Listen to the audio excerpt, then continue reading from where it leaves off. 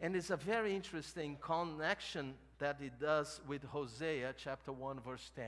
Remember Hosea the prophet, who God called him to marry someone who was not faithful, so she would have kids that were not his. So he had to adopt those kids now. And God said, that's what I'm gonna do with my people. I'm gonna adopt people who don't deserve to be my people. Because you were not people before, but now you are. And this is God saying to Hosea through your example, the number of the children of Israel shall be as what?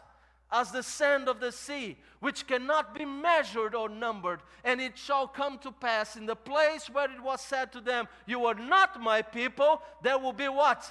There it shall be said to them, you are the sons of the living God. And this is who you are. The subject of this conversation.